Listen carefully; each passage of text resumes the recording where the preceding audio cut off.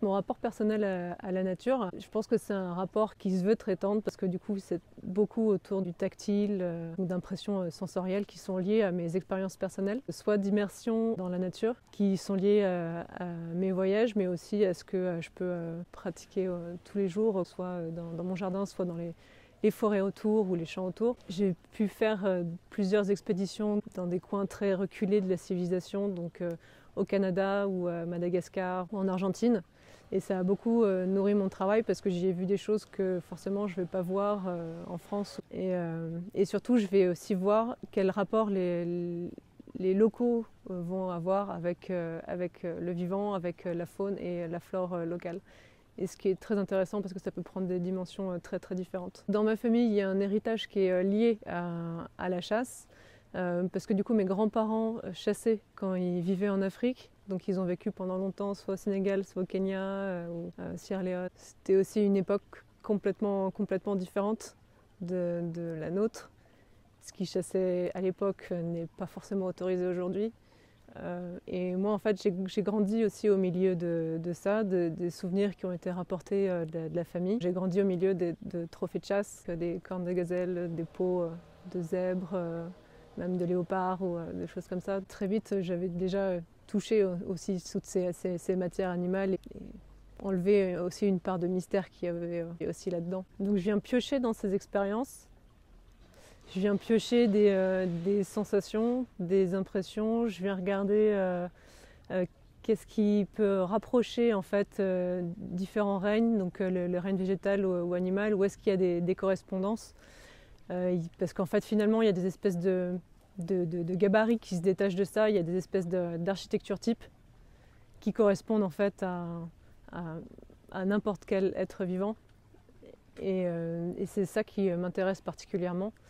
Et du coup dans certaines pièces je cherche vraiment à recréer une espèce d'expérience qui est souvent une expérience du coup sensorielle vu que je fais beaucoup de sculptures et d'installations. Une expérience en tout cas d'intimité avec le vivant. Alors il y a une des pièces qui s'appelle Olea Serpens, qui du coup associe de la peau de serpent récupérée et des pièces d'olivier. Ces pièces d'olivier, en fait je les ai récupérées à l'intérieur d'un tronc d'un très vieil arbre qui a plus de 500 ans et qu'on m'a donné parce qu'à force d'avoir été transplanté sur des exploitations agricoles, au bout d'un moment il n'a plus repris. Donc il est chez moi entreposé et en fait tout le tronc est complètement creux. Et les pièces que j'ai récupérées, en fait, c'est des pièces qui étaient détachées à l'intérieur du tronc, qui avaient comme pris un peu leur indépendance. Et j'ai voulu en fait renforcer ça en plaquant de la peau de serpent dessus, parce qu'en fait en plaquant de la peau, je donnais la possibilité à ces pièces en bois de pouvoir bouger en fait. On le voit, elles sont un peu torturées. Elles sont un peu dans tous les sens, c'est comme une espèce de calligraphie avec ça. Et en fait, on a presque l'impression qu'elles pourraient ramper, qu'elles pourraient se déplacer. Donc je leur ai donné une espèce de vie propre en dehors de l'arbre d'origine, l'individu d'origine. Du coup, je réutilise des matériaux qui sont issus du vivant, forcément, parce que je ne vois pas l'intérêt d'utiliser des copies, ou en tout cas de faire des copies de ces pièces-là, surtout qu'on ne peut pas...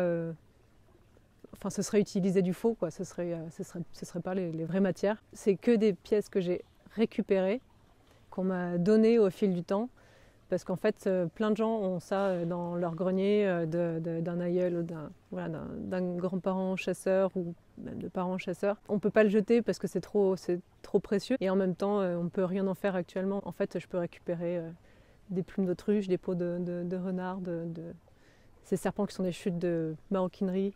Et puis après tous mes bois, en fait c'est un peu la même chose. Je les récupère soit chez des particuliers qui ont abattu des arbres chez eux, soit de pépinières qui pareil les ont arrachés parce que par obligation. J'accumule ces pièces chez moi. Au bout d'un moment ça fait vraiment sens, il y a des connexions qui s'établissent entre les matières et si je dois utiliser un bois de noyer, il doit forcément s'accorder avec cette pièce animale. Si j'utilise une peau de renard, ce sera forcément avec cette souche-là ou ce bois-là, donc il y a des évidences qui se créent, quoi.